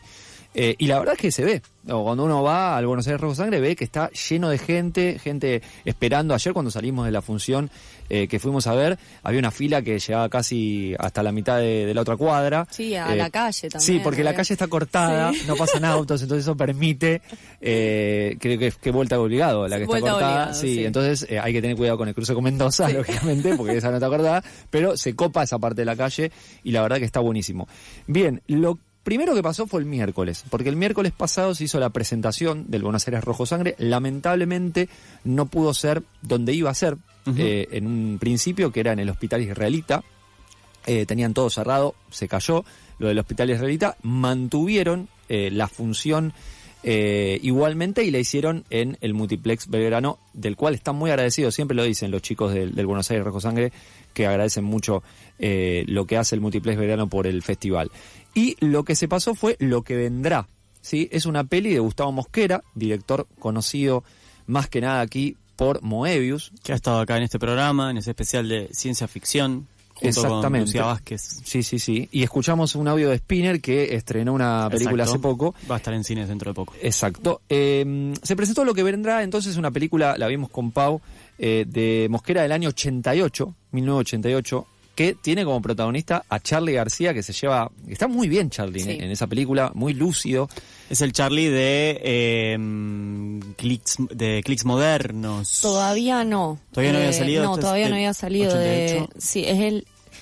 Pues de hecho se lo dijeron a Mosquera, y Mosquera cuando lo va a buscar, Mosquera, para hacer esta película, él todavía no había sacado Clics Modernos, según contaba. Porque Clics Modernos es del 83, creo que en el 88 estaba Piano Bar, si no me equivoco. Ahí va. Bueno, también está Rosario Belfari, Rosario Belfari, que tiene no tiene tanta aparición como Charlie, pero es bastante clave en la película. Y está también Hugo Soto, ¿sí? Que es el protagonista de Hombre Mirando al Sudeste, de su biela de unos años antes, y que no vivió mucho más. Soto no hizo muchas películas, pero que en ese momento estaba en la cresta de la ola Soto, y es el protagonista de Lo que vendrá. Yo no la había visto, nunca, o sea que la vi por primera vez en cine. Para mí fue como un estreno. Es una película muy extraña, Lo que vendrá. Es, digamos, desde lo formal, no solamente en la trama es extraña, sino que en su puesta en escena. Para mí tiene una relación muy, muy simbiótica con el tiempo en el cual fue filmada. El año 88, en realidad, Mosquera la filma un poco antes. Estamos hablando de los primeros tiempos de democracia luego de la dictadura. tiempos donde habíamos tenido muchos años, no solamente muchos años de dictadura seguida, sino también gobiernos antes que fueron interrumpidos por golpe de Estado. Entonces se inauguraba un nuevo periodo democrático que tampoco, ahora ha pasado mucho tiempo, pero no sabíamos cuánto iba a durar. No sabíamos, yo en ese momento tenía 6 años, Pau no había nacido. No era ni un plan. Claro. Pero es muy loco porque la película muestra un poco ese caos que había, ¿no? Además la represión policial, y no sé, a mí como que cómo está filmada y sobre todo el color que tiene la película, casi como por momentos de ensoñamiento, me impactaron bastante. Sí, a mí me dio la sensación de que, bueno, esta es la ópera prima de Mosquera y ya podemos intuir la inclinación de él por el género ciencia ficción. Es una Buenos Aires totalmente apocalíptica la que plantea la película, con notas medio de cyberpunk también. Me dio como esa sensación que, bueno, es una Buenos Aires sumamente sometida a un fuerte control policial y también a mucha tiranía policial. En la película, bueno, el protagonista, Hugo Soto, es herido con una bala en la cabeza en una manifestación de la que él ni siquiera era parte, no sé si les suena, y es llevado por nada más ni nada menos que Charly García siendo de enfermero a un hospital. Y bueno, el rati que gatilló contra él se ensaña muchísimo en cumplir con su faena, pero no contaba con la presencia del enfermero. Por pedido también de alguien superior a él, que le dice, bueno... Como de un comisario. Claro, los cabos sueltos los tenés que Juan Leirado hace. Juan Leirado, sí, un joven que en ese momento no era el actor reconocido que es ahora. Digo, nos recuerda a Pablo Grillo, pero... al fotógrafo Pablo Grillo, que fue herido en su cabeza por la policía de Burlich, pero también es interesante porque Mosquera, cuando le preguntan en la ronda de preguntas al final si se había inspirado en algo particular para esa herida en la cabeza, dice sí, en una persona que fue herida en la cabeza en una manifestación en el 82, que es la manifestación que es previa a Malvinas. O sea, a finales de marzo del 82 hay una gran manifestación en la calle que conmueve a los milicos, emocionalmente, los conmueve porque políticamente, y ante eso es fuertemente reprimida, la de la multipartidaria es fuertemente reprimida y después sale con los Malvinas para tratar de contrarrestar y bueno, le va como el culo. Pero... Sí, que es una noticia que Mosquera comenta que dura un día en el diario, o sea, de un pibe que balearon en la cabeza y que después pusieron una placa, creo, en la salida. Una placa en la salida del subte, sí. Que lo pusieron muchos años después, pero no, o sea... como que él se quedó pensando en, pasó esto que es terrible, mataron a una persona, y esto pasó como si nada, y en los diarios ya se está hablando de otra cosa, y eso fue el punto inicial por el cual él se plantea hacer esta película, que a mí lo que me sucedió es que formalmente la película, para hacer una ópera prima, e incluso en general me parece que es una locura, o sea, las angulaciones que tiene, los tipos de plano que elige, la paleta de colores que hablaba Ro, ese gris constante, cuando él llega a la ciudad de Buenos Aires en los primeros minutos, se ve una ciudad que vos decís, qué bien elegidas que están las locaciones. Sí, espectacular. O sea, es una locura. Sí, espectacular. Y es increíble cómo ahí das cuenta la película de Tío Mosquera ya en la cabeza antes de hacerla, ¿no? Porque es ir a buscar esas locaciones, ir a buscar al director de fotografía que te puede hacer lo que vos tenés en la cabeza y te lo puede plasmar, ¿no? Entonces creo que... ya habla de un gran desempeño de Mosquera como director, que bueno, después lo va a continuar en Moebius. Lamentablemente es un director que no tuvo mucha más carrera. Se fue a trabajar a Estados Unidos, no le fue muy bien en Estados Unidos, y después volvió, pero contó un poco cómo había sido, porque le preguntaron por otras películas, y dijo que, bueno, estuvo trabajando para la productora John Woo. John Woo tiene, por ejemplo, Hard Target, Operación Cacería, es una gran película con Van Damme. Y bueno, contó que no le fue demasiado bien allá. Pero es lo que hablábamos más temprano, directores como Mosquera, más allá de su propio derrotero, sus decisiones, fueron parte de un cine que en los 80 se distanciaba un poco de el cine más reconocido. Recién mencionamos a Eliseo Subiela, y otros más, incluso pienso en Sorín, creo que empezó a hacer películas por esos años, que iban un poco con esto de la narración alegórica, ese cine con el que rompe muy fuertemente la generación del nuevo cine argentino, y directores como Mosquera, o podríamos nombrar a Víctor González, creo que fue bastante más marginal su cine, fue recuperado mucho más adelante. Pienso en Esteban Sapir, que ahí tiene algún puentecito, pero hizo La Antena, que es algo que te puede gustar o no, pero hay como una radicalidad ahí en la forma y una experimentación que luego no se continuó por otros medios, por todo esto mismo, ¿no? Cada director toma su decisión, pero como movimiento estético al interior del cine argentino no se siguieron tirando de esas cuerdas para ver qué podía pasar ahí. Exactamente. Hay una de las locaciones, la secuencia final está grabada en un barco que se está reparando. Sí. O sea, eso no hay, no hay mucho de eso en Argentina. Tiene un corto Mosquera también que se llama Arden los Juegos, que no me acuerdo si es previo a lo que vendrá, creo que es previo, que también lo que se ve son ideas visuales, ¿no? Algo, obviamente cuentan una historia, pero con unas ideas visuales que no son las que luego nos acostumbramos a ver. Exactamente. Y por otro lado, Pau, después pensándolo un poco la película, para ver, porque una de las preguntas también que le hicieron a él es referencias, ¿qué referencias hubo? A mí me quedó mucho, por un lado, hay algunas cosas vinculadas a Mad Max, me parece. Sí, bueno, plantea como una crisis medio del petróleo también. Sí, en exactamente, un momento y la película como empieza, ¿no? Como ese futuro medio sucio que aparece en Star Wars también un poco. Sí. Y después, también, a Terry Gilliam. Me hizo pensar mucho en 12 monos, pero 12 monos es posterior igual a esa película. Pero digo, hay un poco de esa cosa medio extraña, rara, el hospital deshabitado. Sí, como una realidad trastornada, sí, ¿no? Como algo que uno, porque pasa eso, o sea, son locaciones que uno identifica, pero están totalmente trastornadas, o sea, el hospital, Ciudad Universitaria. Algo medio carpenteriano de también. Hay carpenteriano. Paranoico también. Sí, exactamente. Y bueno, el Carpenter en La Boca del Miedo, ¿no? Que encima es en un hospital. Y también no quería dejar de decir que yo, por lo menos en un momento, me sentí un poco interpelado yo no sé si Mosquera lo quiso hacer así, pero la escena donde aparece el Monumental de fondo me hizo acordar al Eternauta. Sí. Un poco. O sea, que eso es donde lo firman en Ciudad Universidad, que no está terminada, está en plena construcción. Bueno, Mosquera fue uno de los tantos que quiso hacer el Eternauta y no lo pudo hacer. Y para ir cerrando con lo que vendrá, pues nos queda una peli más, quería contar una anécdota que contó Mosquera, que la verdad a mí me emocionó mucho, que es cómo, bueno, porque uno se pregunta, ¿cómo alguien que hace su ópera prima consigue que Charly García le haga la banda sonora y actúe en su película? Bueno, Mosquera le tocó el timbre.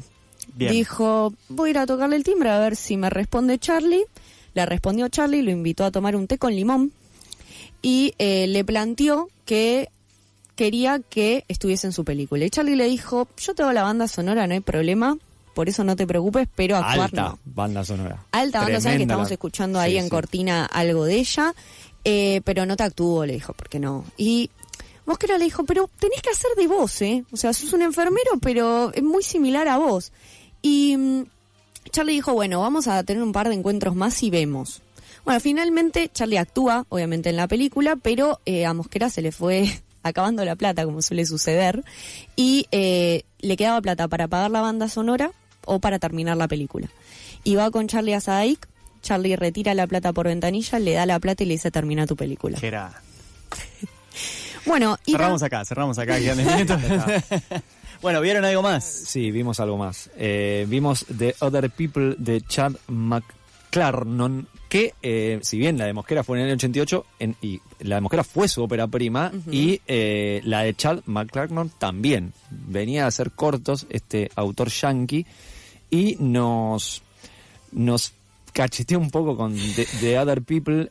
Voy a citar a una nota de Francisco Méndez Moas, que escribió para la página Cine Argentino Hoy, porque cuando estaba buscando referencias sobre esta película me llamó mucho la atención y me sentí identificado. Dice, es paradigmático lo que sucede en el Festival Buenos Aires Rojo Sangre. El espectador paga su entrada para ver algo que posiblemente haga que lo pase muy mal, y aún así sale completamente satisfecho con la experiencia. Y creo, Pau, que es lo que nos pasó ayer. Sí, ayer nos costó volvernos a nuestras casas. Agradecimos vivir en casas recién construidas o más o menos nuevas, porque bueno, en esta película William, que es un padre viudo, se muda con Abby, con su hijita pequeña, a una casa en los suburbios de una ciudad estadounidense que no se termina de entender muy bien qué ciudades, no importa, medio como que genérica, ciudad genérica, suburbios yanquis genéricos. Y la niña comienza a jugar con Eric, que es un amigo que ella tiene y que ella perjura que vive en la casa con ellos. Y el padre y su reciente novia Rachel no le creen mucho a Abby. El padre menos que Rachel todavía. Y el padre ni siquiera, o sea, el padre, por ejemplo, no quiere que le lleve un pedacito de torta. Exacto. Rachel sí, o sea, por lo menos le sigue el juego. El juego, entre comillas. Entre comillas. Que sí, hay como una cuestión, bueno, hay niños que tienen, niñas que tienen amigos imaginarios y bueno, los adultos como que un poco juegan también con eso, ¿no? Es una película muy difícil de comentar sin spoilearla, la verdad. Así que se juegan. Sí, que se juegan. No, o sea, la idea original surge de un juego que tenía el director y su hermano, que es co-guionista del film, con su padre, porque el padre siempre salía de la casa, tocaba el timbre y decían, ¿y por qué haces eso? Y decía, bueno, quiero ver si alguien me contesta. Entonces, el director y el co-guionista dijeron, che, ¿y qué pasaría si alguien realmente te contesta, no? ¿Cómo sería esa gente? ¿Cómo sería la vida de esa gente? ¿Serían gente? Hay una cuestión que queda ahí flotando cuando uno sale del cine, que es esos sujetos que viven en la sombra, son humanos, o sea, parecen, pero son sombras, son fantasmas. No queda del todo claro y que yo creo que está hecho deliberadamente, no es una falla de la película. Me quedé pensando en lo que escuchamos al salir, que una espectadora hablaba de gente detrás de las paredes, People Under the Stairs, de Wes Craven. Volviendo a Sui Generis, ¿no? Detrás de las paredes. Sí, exactamente. Y en un principio dije, no tanto, después me quedé pensando, porque sí, hay claramente, hay referencias. Porque incluso en gente detrás de las paredes, pareciera ser que son seres humanos, pero cuando uno los ve salir, hay rostros que no parecieran ser tan humanos. Bueno, acá pasa un poco lo mismo, no con los rostros, pero sí con algunas, o sea, a un fantasma vos no lo puedes agarrar y no lo puedes matar. Bueno, sucede algo ahí que sí, no puede tener una lucha física con un fantasma. Pero por otro lado, hay ciertas escenas cuando decís, che, pero un ser humano no puede hacer esto. Claro. No es tan común que lo haga. O sea, no sé si sea Houdini, pero hay también una cuestión de la construcción del terror, de un terror más psicológico, ¿no? Y es una película que por lo menos a mí lo que me sucedió es que te invita todo el tiempo y te obliga un poco a estar mirando los márgenes de la pantalla, como bueno, a ver, en ese costado va a aparecer algo y atrás va a aparecer algo, porque constantemente juega con eso, pero también no deja de tener su parte de ternura, se podría decir. Me parece sí muy original cómo construye el vínculo entre una madrastra, se podría decir, porque es la novia del padre. Sí, aparte la mamá está muerta. La mamá está muerta y no sabemos nada de la madre, o sea, como que no solo profundiza en eso. Sí, que murió, se murió y la nena sabe que murió y sabe cómo. Con esta madrastra que termina teniendo un vínculo más estrecho con ella que hasta con su propio padre, porque hay algo muy clave que hace Rachel, que es la protagonista del film, que es reconocer y validar el terror de la niña. O sea, más allá de que la niña sea que ese terror lo suscita algo real o imaginario, la nena está aterrorizada. Sí. Y eso es algo que se lo dice al padre. Es como, bueno, a ver, hay un terror que es real, que bueno, también es lo que a ella le empieza a despertar esa curiosidad y es lo que hace que el personaje ella tenga un arco de crecimiento, no así el de William, el padre de la nena. Exactamente. Y por lo menos para cerrar de mi parte, por un lado, alguna crítica negativa que le puedo hacer, me parece que la película podría resolverse en menor cantidad de tiempo, no porque el tiempo sea algo necesariamente malo, pero me parece que lo que se plantea podría hacerse, o sea, no afectaría la calidad de la película, ¿sí? Y por otro lado, algo interesante que a veces en ese tipo de películas que suceden dentro de una casa y que hay fantasmas, ¿no? A veces al espectador se pierde un poco en cómo es la casa. Sí. A ver, pero esta habitación está acá y ahora aparece en otro lado. No pasa eso en esta película. No. Uno rápidamente se ubica dentro de la casa. Sabe dónde está la habitación de los padres, de la nena, dónde está el comedor, o sea, la escalera. Como que sabés que cuando sale la persona de tal mueble decís, está a un paso de la habitación de la nena. Eso es un acierto. Sí, de hecho, ya cortito y al pie, escribieron el guión pensando en esa casa, pues la casa del director, o sea, filman ahí. Entonces hay como una cuestión de pensar ya el espacio desde el guión y escribir sabiendo, bueno, sale de esta habitación y porque ellos mismos estaban en ese espacio. No es que escribieron el guión y tuvieron que ir a buscarlo, sino que el espacio estuvo ahí desde antes. Sí, bueno, la vuelven a dar, sí, el martes, si no me equivoco, a las 6 de la tarde, pero si me equivoco o quieren chequear, pueden ir a la página de Buenos Aires Rojo Sangre, porque recién empieza, ¿sí? Va a estar hasta el domingo que viene, no mañana, sino el otro, así que hay un montón de películas para ver y que seguramente vamos a estar repasando algunas de ellas el sábado que viene. Vayan a verlas, así luego discuten con acá nuestros enviados especiales al Buenos Aires Rojo Sangre. Rodri y Pau vieron The Other People y vieron Lo que vendrá de Gustavo Mosquera. Llegamos al final de este Nunca Fuiste al Cine número 135. Nos estamos acercando a final de año. Nos vamos a ir con un poquito de música. Gracias, Juaneco, en los controles. Rodri Ferreiro, Pau Ferreiro, Agus Rancini, Santi Can, Blas Martín aquí. Rosaura hoy no estuvo, pero estará la próxima. Nos encontramos el sábado que viene a las 2 de la tarde.